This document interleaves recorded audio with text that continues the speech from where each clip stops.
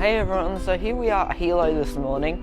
So we're going to be doing a private VIP tour to Volcanoes National Park with just us and a driver. So let's go.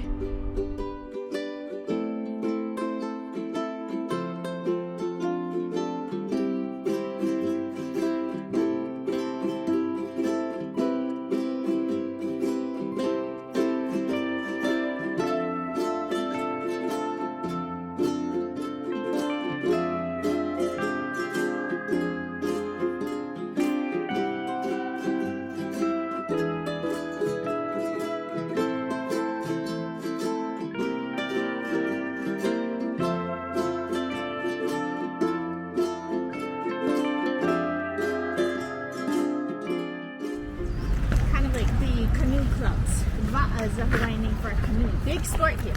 Yep. So this beach is very popular for the va'a, for racing the canoes here. So this is black sand is made from the lava, molten lava entering the sea.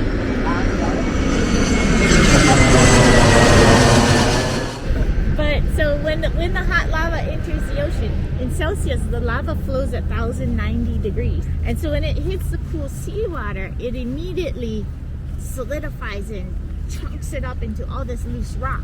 And then that gets washed ashore and ground back and forth by the waves over time, so you get this black sand. Black sand. Yeah, so this is volcanic sand. This area, you see a bit of debris. There's a lot of silt mixed into it because we have two rivers, one off here to the right and one at the far end. You see the bridge there on the left. The rivers, we get heavy rains here. They'll wash down the soil off the mountaintop and the debris, the trees, dead trees and whatnot. So that's why you get kind of a mixed sand Sort of like here. flushes everything out. Yeah. Yes. So this is a volcanic pebble. We call it the iwi iwi in Hawaiian. It's ground down from those waves, rolling it back and forth on the shoreline. And that's your black sand mixed with some of the sediment from the riverbeds here. It's really thick, like really coarse. Yes. And this stuff, I'll show you some other materials up in the park, but it's so mineral rich. The plants, they thrive off of this volcanic soils. What do you guys have? White sands? Yeah, they're real white, glary. Yeah, no, here it's as dark and it's crisp and the sun is baking it. Yep. I was going to say this would be burning hot. So we do have white sand beaches on this island as well. They're over on the west side where the ship goes into Yep. And that's because that side of the island is older. So the coral has had a chance to thrive. Yep. The coral breaks down and makes your white Breaks sand. it down, yeah. And then on our south shore, we have a green sand beach. Green one? Green. So certain eruptions will produce a lot of mineral called olivine. Yeah. It's usually when we have a really hot eruption. And then this one eruption, the what do you call it, a cinder cone builds up when the lava fountains. Yeah. That cinder cone collapsed into the ocean and spilled out all this olivine. So there's a cove out on our south side of the island that's just green, emerald kind of olive color. Green. Beach. Yeah. It was sunny green. Pretty neat. That's in a very remote area. That's a full day trip hike out there. And Yep. Okay.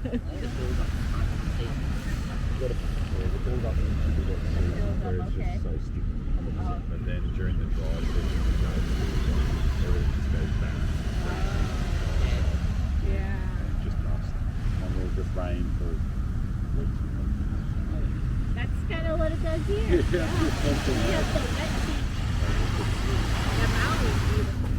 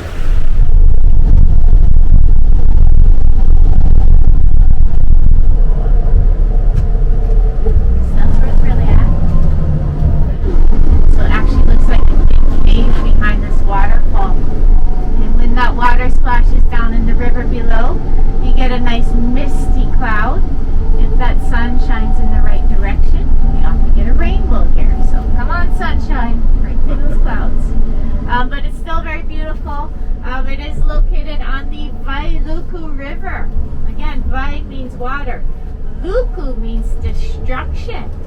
These are the destructive waters of Hilo because we get a lot of rain here. In town, we get about 140 inches a year. I don't know what that is in centimeters, but it's a lot. Up in the mountain, though, we get about 200 inches of rain a year. So it could be sunny down here on the coast and raining heavy at the top of the mountain. You won't know it, but the flash floods will come down the river and wipe you out. So very dangerous. We don't allow swimming or jumping off the waterfall here. Sorry, guys.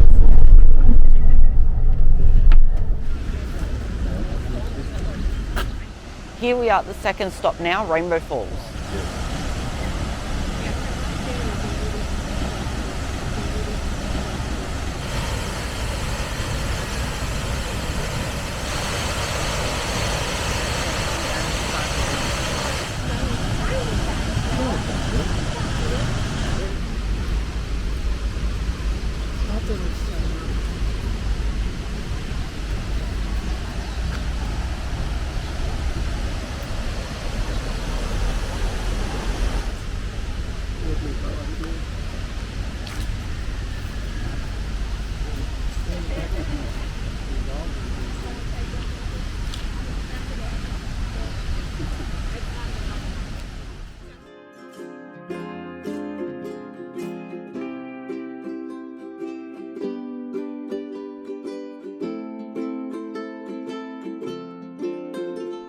We're at our third stop now, Kilauea Volcano.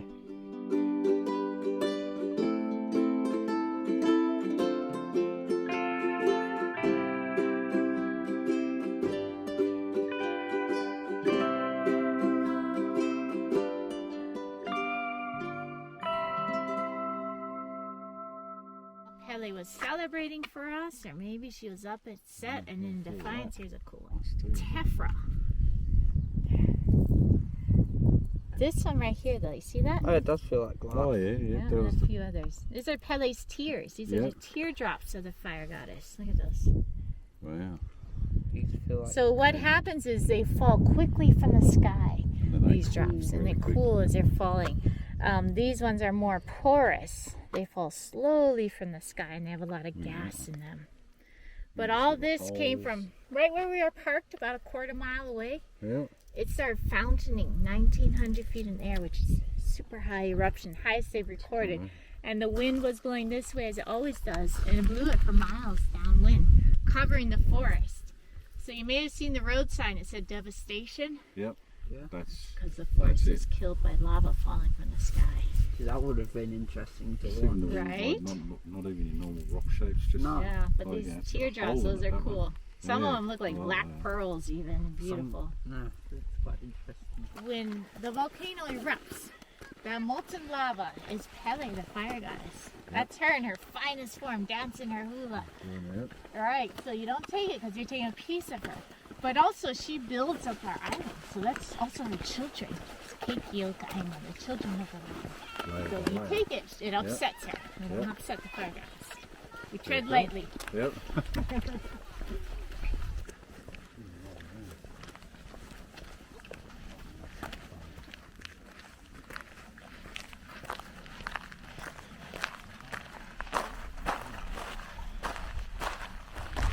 Alright, so welcome to Kilauea Volcano. We are actually standing in one of the world's most active volcanoes here. We are in Kilauea Caldera. It's about 3 miles long from that forested cliff here on our right, all the way to that brown ridge there on our left, and about 2.5 miles wide from that cliffside there. Across from us, out to the forest back that way. So this whole area, if we were here 500 years ago, we'd actually be underground. The mountaintop was about 300 feet taller. Around 500 years ago, there was a big eruption event. We think it was similar to what happened in 2018, where there was an eruption out on the coast somewhere, drained the volcano of its magma, and the volcano collapsed, forming the large caldera here. Over the last 500 years, there's been many eruption events that have filled it back in. So this floor here on the right, see this flat lava here? That just looks dead. That's flat, solid, hoi hoi lava rock. It's very dense. It used to extend all the way across flat, all the way that way to that brown area there on our left. So that's what I remember it as a kid. I mean, always until 2018. So it's flat with a smaller crater right at the base of Hawaii Volcanoes Observatory there. That was Halimomu Crater.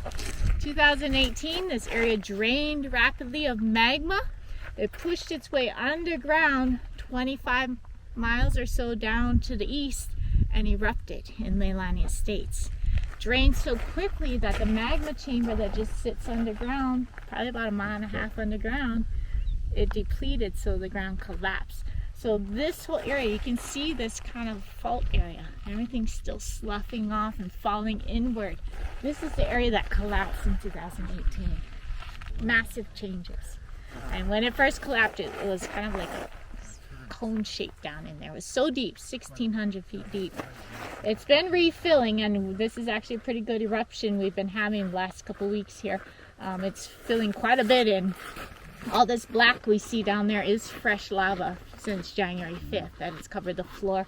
And we're going to walk down just down here to the viewpoint. When we get down there, we got to be a little bit quiet, because if it's quiet enough, we'll hear the sounds of the eruption. And I'll set up my scope and have binoculars. Let's get your video, and hopefully you see the cloud on the surface.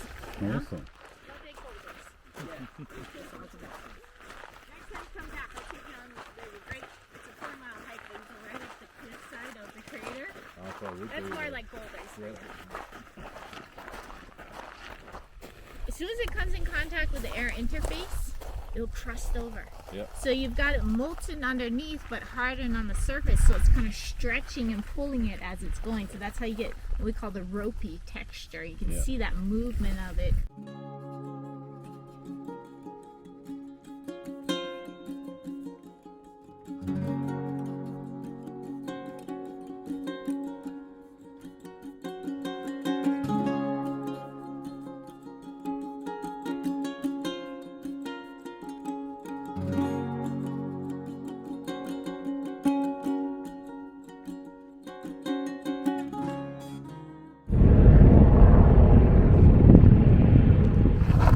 So I was telling him, look at the floor. It's actually moving beneath it. That the whole area is just a large lake of lava. So if we were here at night, you would see the reds or all the cracks in that lake. Isn't that cool? You see it now? So hot. Okay, see the floor moving and everything?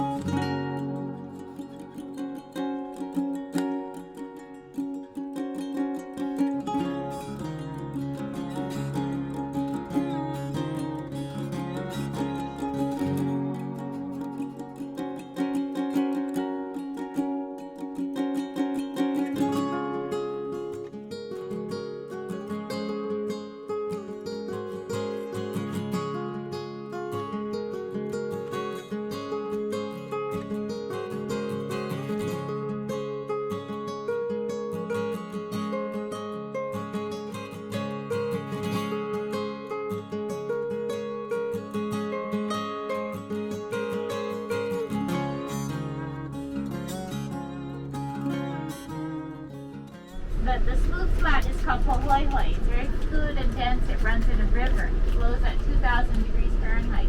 This here on our left is called A'a. It's a cooler flow, cooler as in 1,300 degrees Fahrenheit, and it has a lot of gases in it. So as it's flowing, it crumbles apart, and that's what it looks like as it's flowing. The A'a. Good way to remember it. You can be like, I'm not walking out on that one. And down here on our right, there's another pit crater. This is called Lua Manu. Lua is your crater. So kind of like the caldera. It formed in much the same way, where the land just collapsed out beneath it. So that's why this roadway is called the Chain of Craters Road, because it goes right down the East Rift Zone. And there's a whole series of these pit craters along the way. Very volcanically active, this area. And the lava came straight through the rainforest. You see that flow coming through the forest here? It crossed over the roadway and down into the crater there on our left. That is Hi'iaka Crater. So this crater is named after Pele's youngest sister. The legends tell us that her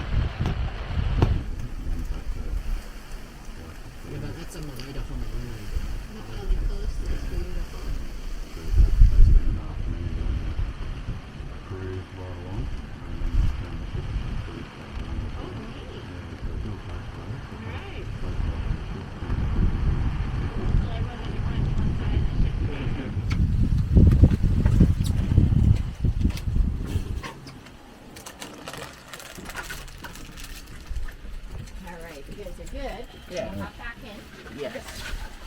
Warmer. Right?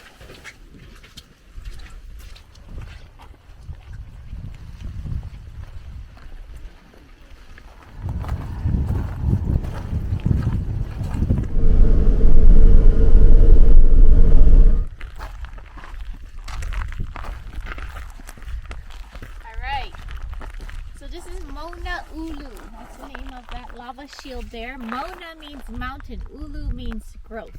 So the growing mountain. We're still on Kilauea volcano, but we're on the slope of it where we have these eruptions. Back in 1969, it was May 24th, we had a big earthquake out here. So one of our scientists by the name of Don Swanson comes down here to check it out. And he's driving down the old Chain of Craters Road, which used to go all the way through that way. And he's looking out through the forest and he sees steam rising up. And he goes, well, that's odd. I don't remember a steam vent out here. So he parks his car and he goes trekking through the forest towards the steam. He starts hearing this hissing and cracking and gurgling sound. And he gets closer and closer to it and he sees the steam rising up, and at the base of the steam he sees a crack in the earth. And it's literally cracking open in front of him. So he gets all excited. He runs back to his car. He drives up to the old Volcanoes Observatory at the summit, gathers all his gear and his buddies, and he comes back down here.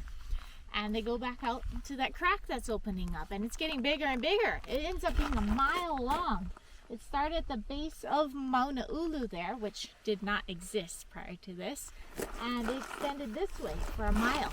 Big crack in the ground. And they sit there for a good 24 hours or so. And eventually, that hissing and gurgling gets louder. Lava comes shooting up out of there, fountaining in the sky. I'm not sure exact height, maybe anywhere from 100 to 200 feet high. But fountaining, it was like a curtain of fire for a mile long. And this was the start of Mauna Ulu's eruption. It went on for 5 years, 1969 to 1974. Built that hill, that lava shield there. That's a 500-foot tall volcanic shield. It was built from the fountaining. It created lava flows that filled in two of those, I think it was at least two of those big pit craters, full of lava, filled it into the top and covered all this land. So that area we just were at by the ocean viewpoint, that was all land created by Mauna Ulu as well. So in 5 years time period, it covered 40 square miles of land, built that lava shield, and filled in craters. It covered up our rainforest that once was here. So if you look along this landscape, you're going to see these strange blobs here. Well, if you look in the center of some of these, you see where the tree was standing. This is what we call a tree mold. The lava surrounds our endemic hardwood tree, which is the Ohia lehua. It surrounds it, and the tree is cool, moist, hardwood, so the lava solidifies around it, kind of forms a cast. The tree smolders, burns out, falls over, and you're left with the mold of the tree. So that tells us what the forest was like. How old was the forest when the trees were still here? They were pretty good size. Yeah. And it also tells us sometimes the depth of these lava flows. This one's got rocks thrown into it. Oh, this is a nice piece of pumice someone found. This was not here before. This is pumice. This is what's ejected from these fountaining. And even what we were seeing in the crater can create this volcanic glass. Isn't that cool? That's cool. Yeah, so this is probably from Mauna Ulu in 1974. Someone probably, old. you can find them out in these crevices out here, so someone probably left it here. Not cool. That rock's probably older than, well, definitely is older than me. It's pretty amazing to last that long though, because it's really fragile at the same time. Yeah, light. It's silica glass basically. So remember I told you about the Pele's hair? Yeah. It's the same color as that, but long, thin strands of glass. That's a neat one. What's in this Haugen crust over here? Maybe one of those little... So no one takes it home. Right? That's what I was thinking when I did purposes.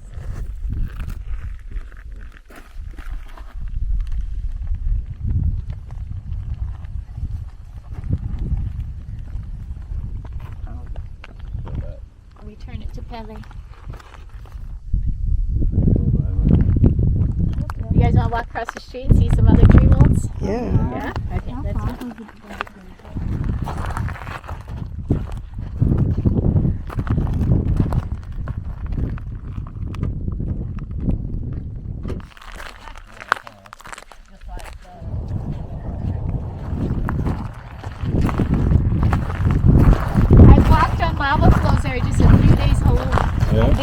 melting the soles of your shoes, but it's like walking on glass breaking beneath your feet. It's just cracking. Incredible. The ohia tree I was talking about are native endemic. These are the new buds. You can see them starting to open. This one's a little bit older, but when it opens in full bloom, it looks like, yeah, there's a good one, like lava, fountaining. These flowers are sacred to our fire goddess Pele. So there are these cracks down here. One here, they go parallel to each other. They extend all the way out the next one through the road. These are cracked in 2018.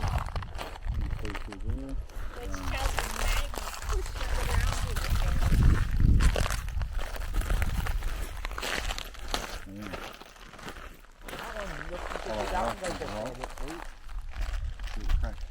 Look at this one. This one, you can see down a bit.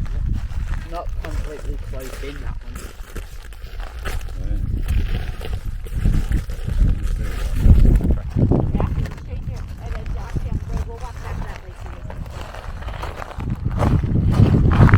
These are more tree molds. They're what we call the vertical tree molds. These are kind of cool because they tell us how high was the lava flow and I don't know, 10, 12 feet beneath us. Yeah. So if you come around this side, it's not petrified. It's just such a hard wood that it didn't quite burn up in the lava flow because the lava hardened when it fell over. It got singed. You can see some of it, but it's such a hard wood that it lasts that long. That's a cool sign. But right here, you can see these are probably the branches of the tree and leaves in there. They go up like these. They're very, see, and those pieces are the ones that tempt you to take it. Yeah, exactly. That's absolutely beautiful. You see what's so many people. It's not. Oh, smoother.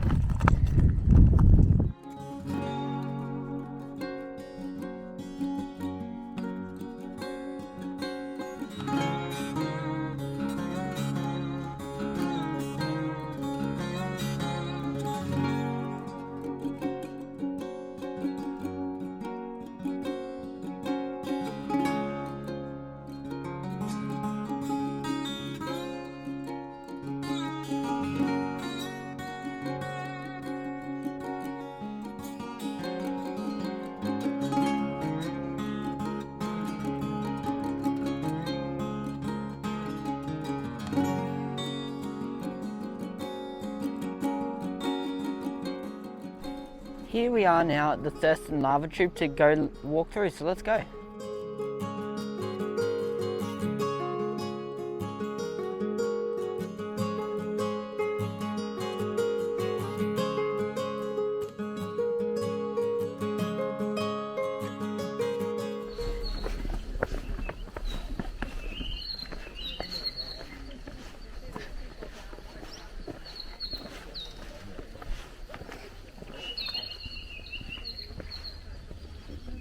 These are those hapu'upulu, the tree ferns I was speaking of. They only grow a few inches a year. And so you won't see them out in the regular forest like this, but in here, where it's protected down in this crater, it's been reforested. Birds are amazing today.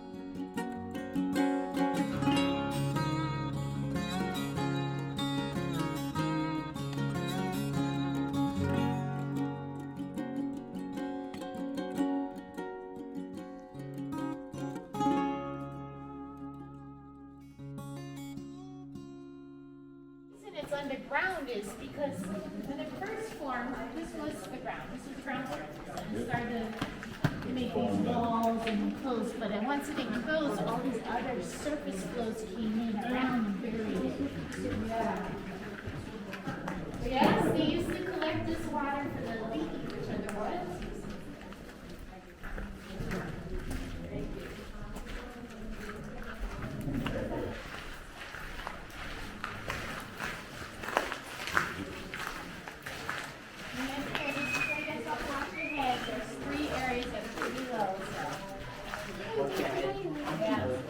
Yeah, you might just make it, but Dad, I don't know. They take home a new battle scar.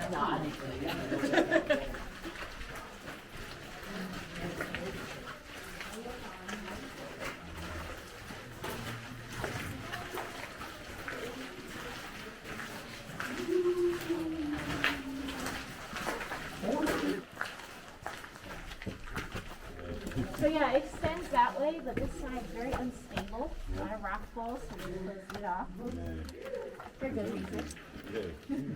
But they monitor this side as well. They've got all these instruments to do monitoring.